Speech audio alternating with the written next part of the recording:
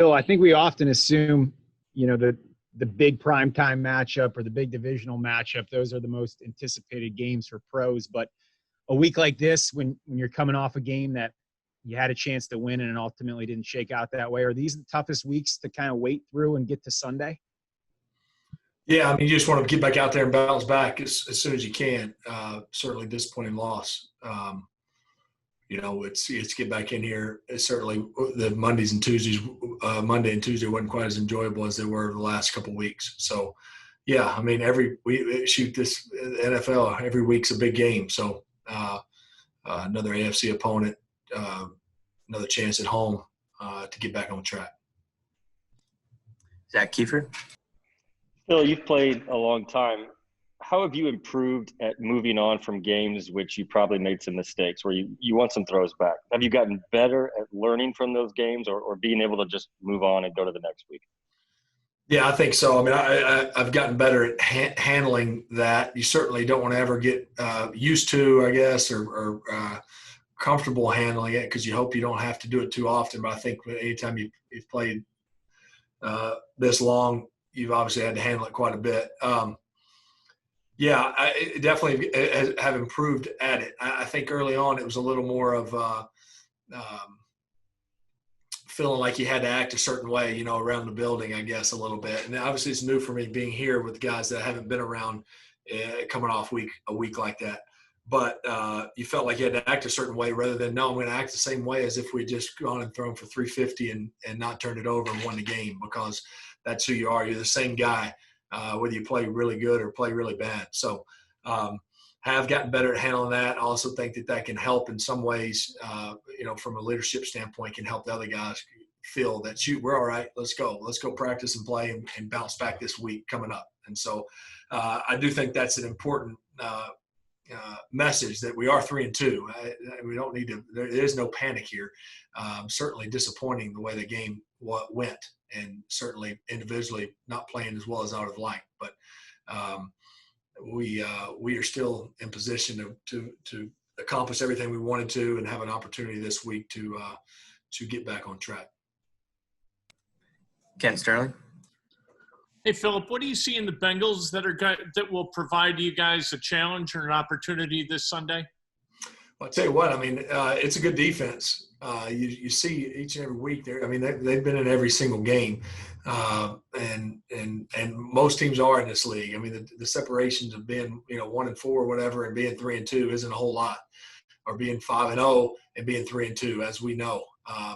We were not far off from that outcome as well. So, but it's a good defense. I think the one thing, speaking specifically of the pass game, they play a lot of tight coverage. I mean, they don't give you a lot of gimmies. Some teams in some more softer zone stuff give you just some completions, and then they rely on their tackling and you messing it up. This team is going to contest and challenge all our guys, skill players, and that are in their routes and make you be accurate with the football and find the open guy. And there's not a lot of guys just screaming wide open all the time. So it'll be a good challenge for us, and certainly we'll have to execute and play better than we did last week. George Bremer. Philip, you guys had a lot of success on the opening drive. I think 4 touchdowns in 5 games there. What's clicking on that opening series that maybe isn't happening as consistently later in the game? Yeah, well, it's been good. It's certainly a positive to be successful in that first drive and start the way we have for most of these games. And then I think we've been okay. Throughout the large portion of most of the other games. We weren't the other day. We weren't the other day, and but I don't think we should react too much to that. We just got to be.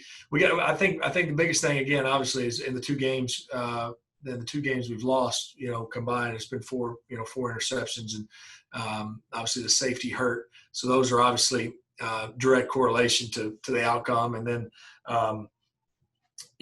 even the games we've won, we just got to be better in the red zone of getting touchdowns. And I think we just got to continue to stay with it and believe and trust and work at it and believe that it's a matter of time until it turns and we get on a little bit of a roll in those situations. Gambone? Hey, Philip, when you went back and watched the Cleveland film, what were your takeaways individually from your play on Sunday?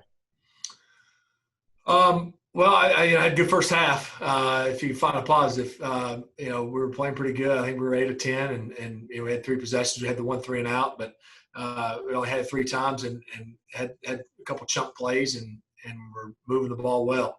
The second half, obviously, start with the completion to Ty, and then obviously the turnover. The first interception, the second interception, none of them are pretty, and none of them are do I put in the those don't matter category. They all matter, but the first one for the touchdown was obviously terrible, and then having the ball down 7 with a chance and to have the safety obviously hurt. Looking at that, I wish I could have maybe moved up a little harder right in the pocket. Had I not been in the end zone, I probably would have. And then maybe a little more air, or a little more further down the field, or maybe throw it at JT's feet. All those things you wish you had back to just save us the down there and keep us in that 1-score game. But those are the critical mistakes. Certainly, missed Jack on a corner route that I would argue I'd probably hit 95 out of 100, and a couple other throws here and there that are going to happen in every game. But I think when you lose, they get a little more magnified, and I'm okay with that. And understand that and acknowledge that. So I'll be better this week and bounce back and go. All the great seasons I've ever been a part of, we've had some games where we didn't win. And usually those games you don't win. If you have a good team, the quarterback probably stunk it up a little bit. And, in the 11, 12, 13 win seasons I've been a part of, which we're aspiring to have one of those seasons, the games you lose, usually you didn't play as good as you'd have liked. I certainly not just giving in to the fact that you're going to have those games. You want to never have them, but when you do, you got to best bounce back and go. It's the NFL. There's probably 13, 14 other quarterbacks that wish they played a little better last week too. We'll do 3 more. Jim Aiello.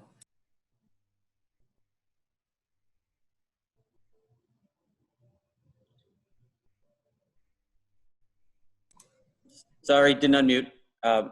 Philip, Frank said, do you think you guys are seeing more loaded boxes this year? Obviously, that makes it tougher to run, but what, if anything, does that do to your ability to make short throws to running backs and tight ends? Yeah, it certainly can make you have to, win a little more on the outside and some more of the individual routes and things like that, which, we were able to do. We've been able to do some in that 3-game stretch where we had that 3-game winning streak, and we did it some the other night. Certainly that drive there before we cut it to 1 score late. We were able to get TY on 3 down on the right side. Isolate Trey a little bit there in the middle. Obviously, the situation was a little different. They were probably a little softer, still playing some of the same coverages, but probably a little softer than they had been earlier. So we just got to continue to believe and go. I think the worst thing to do right now would be to overreact. Because we were super efficient in that 3-game winning streak, super efficient. And I think we don't need to overreact because of a game that was a weird first half, and then some critical mistakes by myself and just some lack of execution in the second half. I don't think you all of a sudden go, what are we going to do now? We're going to go do what we've done and prepared for all training camp and thus far, and get back on track during this week of practice and on Sunday. Joel Erickson. Philip, do you ever go into a game trying to get the ball a lot to one receiver or one tight end or a couple tight ends, or how do you approach that? Yeah, I think you let the play calling kind of dictate that. Certainly we go in certain weeks thinking, hey, we'd like to, I think we got a matchup here. Maybe we can get them going early, or, hey, we really like these 2, chunk opportunities to this player, or, let's see if we can get a running back matched up here. So I think that depends game plan wise, but then the play calling ultimately dictates those things. So I don't ever, say, well, shoot, I'm going to push it here early in the game, regardless of what we're calling, and try to find a way to will that. But certainly you have emphasis on who your playmakers are. Obviously those are well noted, and certainly want to get those guys involved early and often and as much as possible. And last question, Mike Chappell. Phil, you talked about how now you have to move on quickly from a loss or whatever, and you said you've grown and improved on that area. As a younger player, you let it eat at you, and people in the building knew by your demeanor or body language, winning or losing?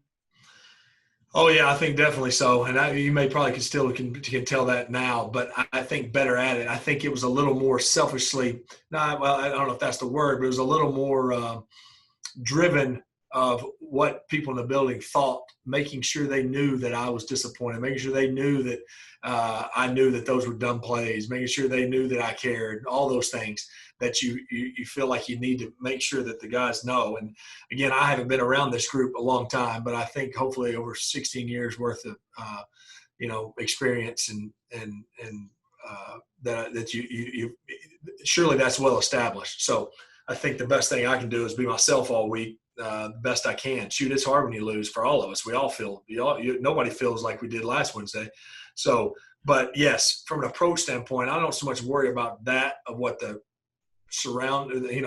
You care most about what the guys in this building think, but you don't feel like you have to sell that to them to make sure that they know how you feel and how responsible and aggravated you are that you didn't play very well. So less of that and more of, shoot, let's go. Acknowledge the fact that individually I didn't play very well, and as a team we didn't play very well. So what are we going to do about it? Mope around and get beat on Sunday, or go out and play the way we know how? And so I think the best chance to give us to do that on Sunday is to practice like we're 5-0 and we're lighting up the scoreboard.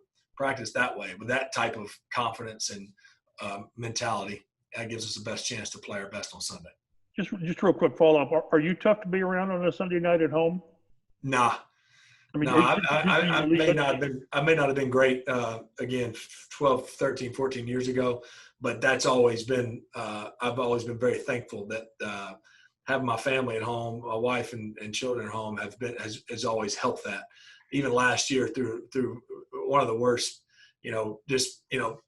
living so far away from the facility and having the season we had last season, that was kind of the saving grace of the whole deal was, those hour and a half car rides home that were a little bit quiet, but it was some good teaching moments there to say, shoot guys, we can still talk and have a good time and pull in here and get takeout somewhere. We're not going to just mope around because dad lost a game. So, no, I'm not that tough to be around. I may be a little bit down, but they certainly keep it all in perspective and keep your spirits up.